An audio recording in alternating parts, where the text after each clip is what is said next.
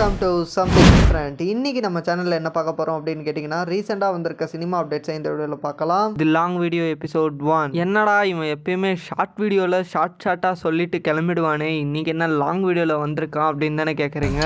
அது அள்ளி போட்டு எடுத்து வந்தனா அதான் தெரியும். அள்ளி போட்டியா? அவன் கை காட்டுத. ஸோ இதனால் நிறைய அப்டேட்ஸும் சொல்ல முடியும், டீட்டெயில்டாக கூட சொல்ல முடியும். அதனால தான் இந்த வீடியோவை போட்டு எபிசோடை ஸ்டார்ட் பண்ணியிருக்கேன். ஸோ இந்த எபிசோட்ஸை கண்டினியூ பண்ணலாமா வேணாமா அப்படின்றத நீங்கள் கமெண்ட் பண்ணுங்க. இதுக்கு மேலே விளையாடும் பேசாமல் சேனலுக்கு ஒரு இன்ட்ரோ போட்டு வீடியோவை ஆரம்பிச்சிருவோமா?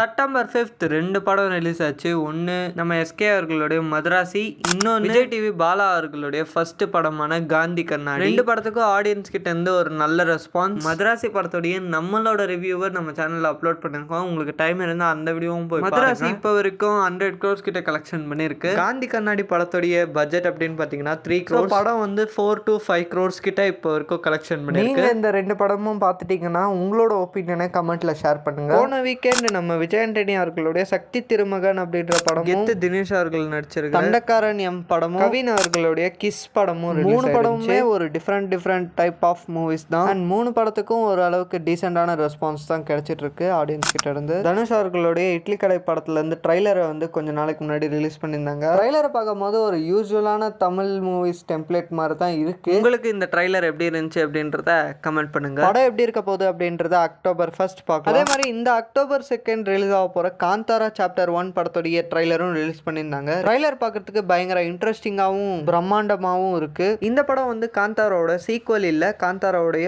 ப்ரீக்வல். அண்ட் இந்த படம் ரிலீஸ் ஆனதுக்கு அப்புறமா காந்தாராவுடைய சீக்வலும் எடுக்க போறாங்க அப்படின்ற மாதிரி நியூஸ் வருது. இந்த காந்தாரா தி சாப்டர் 1 படம் எப்படி இருக்க போகுது அப்படின்றத வெயிட் பண்ணி October 2 பார்க்கலாம். இட்லி கடை, காந்தாரா இந்த 2 படத்துல நீங்க இந்த படத்துக்கு பயங்கரமா வெயிட் பண்றீங்க அப்படின்றத கமெண்ட் பண்ணுங்க. வெற்றிமாறன், எஸ்டிஆர் இவங்க 2 பேர் காம்போல ரெடி ஆகிற எஸ்டிஆர் 49 படத்துடைய அனௌன்ஸ்மெண்ட் ப்ரோமோவை வந்து கொஞ்ச நாளைக்கு முன்னாடி ரிலீஸ் பண்ணியிருந்தாங்க. இது எஸ்டிஆர் 49 ஃபுல் ப்ரோமோ ரிலீஸ் ஆயிடுச்சா அப்படின்னு நீங்க ஷாக் ஆக தேவையில்ல. இந்த ப்ரோமோ வந்து ப்ரோமோக்கான ஒரு ப்ரோமோ, அதுதான் இந்த ப்ரோமோ. ஃபுல் ப்ரோமோ வந்து இந்த மந்தோட எண்டில், அப்படி இல்லைன்னா அடுத்த மந்தோட பிகினிங்ல, அப்படியும் இல்லைன்னா தீபாவளி ஸ்பெஷலா ரிலீஸ் ஆகிறதுக்கு வாய்ப்புகள் இருக்கு. இந்த படத்தை பத்தி வெற்றிமாறன் அவர்கள் ரீசெண்டா என்ன சொல்லியிருக்காரு அப்படின்னா, இந்த படம் வட சென்னை நடக்கிற டைம் லைன்ல தான் நடக்கும், ஆனா வட சென்னையில நடக்காது, வேற இடத்துல நடக்கும் அப்படின்ற மாதிரி சொல்லியிருக்காரு. ஆனா வட சென்னை படத்துல இருந்து ஒரு சில கேரக்டர்ஸ் இந்த படத்துலயும் வர போறாங்களாம். இந்த படம் எப்படி இருக்க போகுது அப்படின்றத வெயிட் பண்ணி பார்க்கலாம். டியூட் அண்ட் எல்ஐகே இந்த 2 படமுமே இந்த வருஷம் தீபாவளி டேட்டை தான் டார்கெட் பண்றாங்க அப்படின்ற மாதிரி நம்ம முன்னாடியே ஒரு அப்டேட் வீடியோல நம்ம சொல்லியிருந்தோம். இப்போ எந்த படம் ஃபைனலி ரிலீஸ் ஆக போகுது அப்படின்னு கேட்டீங்கன்னா,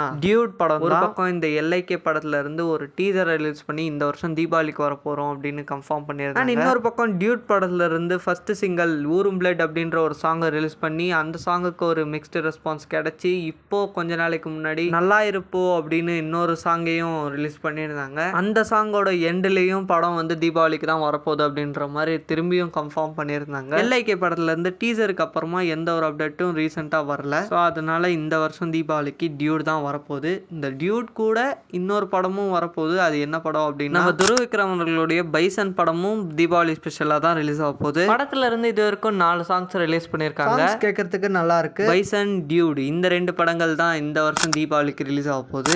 சூர்யா ஃபேன்ஸுக்கு ஒரு சேட் நியூஸ் என்னன்னா, இதே இந்த வருஷம் தீபாவளிக்கு கருப்பு படமும் ரிலீஸ் ஆக வேண்டியது. படத்துடைய ஓடிடி டீல் இன்னும் சேல் ஆகாததுனால இந்த தீபாவளி டேட்டை மிஸ் பண்ணிட்டாங்க. சரி, அடுத்த வருஷம் உங்களுக்கு ரிலீஸ் பண்ணலாம் அப்படின்னு பார்த்தா January 9 நம்ம தளபதி அவர்களுடைய ஜனநாயகன் படம் வரப்போகுது. January 14 பொங்கல் அன்னைக்கு சக்தி படமும் ரிலீஸ் ஆக போகுது அப்படின்றத ஒரு கிளிம்ஸ் ரிலீஸ் பண்ணி அனௌன்ஸ் பண்ணிட்டாங்க அஃபிஷியலா. இந்த 2 படங்களுக்கே ஈக்குவலா ஸ்கிரீன்ஸ் கிடைக்கிறது டவுட். அதனால அடுத்த வருஷம் பொங்கலுக்கு சூர்யா அவர்களுடைய கருப்பு படம் ரிலீஸ் ஆகிறதுக்கு வாய்ப்புகள் ரொம்பவே கம்மி. இப்போ அடுத்ததா நம்ம கருப்பு டீம் வந்து அடுத்த வருஷம் Tamil new year data target பண்றாங்க அப்படின்ற மாதிரி இப்போ நியூஸ் வருது. ஆனா அதுலயும் இப்போ ஒரு சின்ன பிரச்சனை வந்திருக்கு. என்னன்னா, சூர்யா 46 படத்துடைய ஷூட்டிங் இப்போ பயங்கர ஃபாஸ்டா நடந்துட்டு இருக்கு. அந்த படத்துடைய டீமும் அடுத்த வருஷம் சம்மர் டேட்டை தான் டார்கெட் பண்றாங்க. இதுல ஏதாச்சும் ஒரு படம் தான் சம்மருக்கு வரும். அது மோஸ்ட்லி கருப்பு படமா தான் இருக்கும். சூர்யா 46 அடுத்த வருஷம் செகண்ட் ஹாஃப்ல ரிலீஸ் ஆகிறதுக்கு வாய்ப்புகள். ஜனநாயகன் படத்துல இருந்து 2 அப்டேட் இப்போ வரைக்கும் கிடைச்சிருக்கு. இந்த படத்துடைய டைரக்டர் எச் வினோத் அவர்கள் இந்த படத்தை பத்தி என்ன சொல்லியிருக்காரு அப்படின்னா, இந்த படம் தளபதி ஃபேன்ஸ்க்கு ஒரு ஃபேர்வெல்லா இருக்கும் அப்படின்ற மாதிரி சொல்லியிருக்காரு. இன்னொரு விஷயம் என்ன அப்படின்னு கேட்டிங்கன்னா, இந்த படத்துடைய ஃபர்ஸ்ட் சிங்கிள் கூடிய சீக்கிரத்தில் வரப்போகுது, அதுவும் இந்த தீபாவளி ஸ்பெஷலாக ரிலீஸ் ஆக போகுது அப்படின்ற மாதிரி நியூஸ் வருது. இது கிட்டத்தட்ட ஒரு கன்ஃபார்ம் நியூஸ் அப்படின்ற மாதிரி சொல்கிறாங்க, வெயிட் பண்ணி பார்க்கலாம். அண்ட் இந்த படத்தை பற்றி இப்போ ஒரு ரூமரும் பயங்கரமாக ஸ்ப்ரெட் ஆயிருக்கு. ஸோ இது ரூமருன்னு ஒரு பக்கம் சொல்கிறாங்க, இன்னொரு பக்கம் கன்ஃபார்ம் நியூஸ் அப்படின்ற மாதிரியும் சொல்கிறாங்க. அது என்னன்னா, இந்த படத்தில் நம்ம தளபதி அவர்கள் ஹியூமன் ரோபோட்ஸ் கூட ஃபைட் போடுற மாதிரி ஒரு சீன் இருக்குது அப்படின்ற மாதிரி சொல்கிறாங்க. அதுவும் இந்த படத்துடைய கிளைமேக்ஸ் ஃபைட்டாக இருக்க போதான். இது மோஸ்ட்லி கன்ஃபார்ம் நியூஸாக கூட இருக்கலாம். அது எப்படி அப்படின்னா, கைதி படத்துல நடிச்சிருக்கிற ஆக்டர் நரேன் அவர்கள் இந்த ஜனநாயகன்லயும் ஒரு கேரக்டர் பண்ணியிருக்காரு. ஸோ அவரோட ஸ்க்ரீன் டைம் ரொம்பவே கம்மியான ஸ்க்ரீன் டைம் தானா. அவர் இந்த படத்தில் ஒரு சயின்டிஸ்டாக வேற வராராம். கூட்டு கழிச்சு பாரு, கணக்கு சரியா இருக்கும்.